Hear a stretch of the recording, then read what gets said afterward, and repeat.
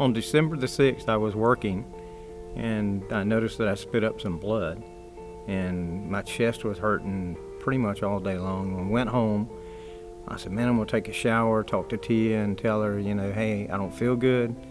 It didn't get any better. We ended up going to the hospital. They took a chest x-ray, and they said, you have pneumonia.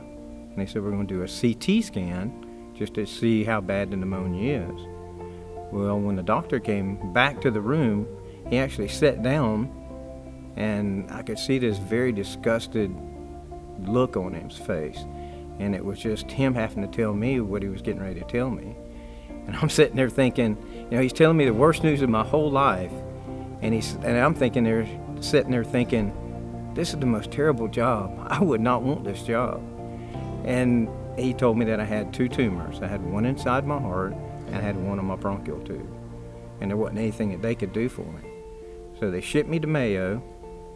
It's just I felt God's love came all over me, and I wasn't worried. I was at peace. And the only way that I can explain it is at Christmas time when you're a little kid and you walk into the living room and you see all these presents underneath the tree and how happy you are. And that's about the best way that I can explain how I felt. And when I got to Mayo, I did a bunch of tests, and they told me that I had a soft tissue sarcoma.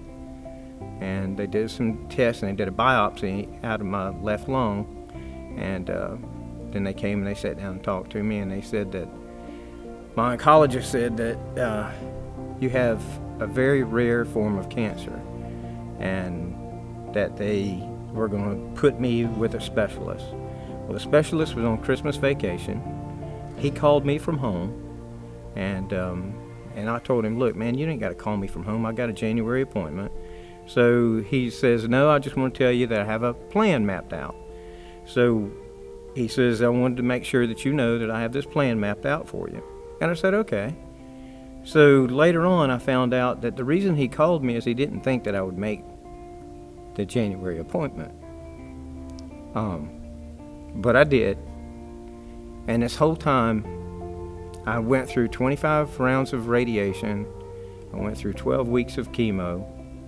And the last session of chemo, I was just at it seems like every time you do chemo, a piece of you leaves. And I was at the point that I'm not for sure if I want to do this anymore.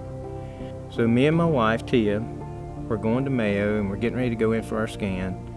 And me and her both just sat there and prayed, and I said, Lord, I need a clear direction of where I'm going with this, because I'm ready to quit. And we go in, we do all the scans, and we do everything. And he comes out and he says, man, I got great news. He says, everything's shrinking, everything's going backwards. Why don't we take 8 weeks off and we'll rescan in 2 more months? I know you're able, and I know you can save through the fire with your mighty hand. But even if you don't, my hope is you alone.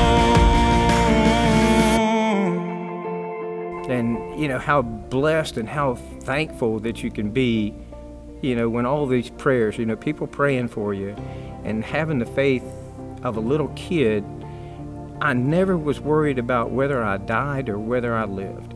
I figured either they're going to fix me or I'm not going to be in this cruel world anymore. So to me, it was a win-win situation. Jesus, I will cling to you, come what may, 'cause I know you're able. I know you can.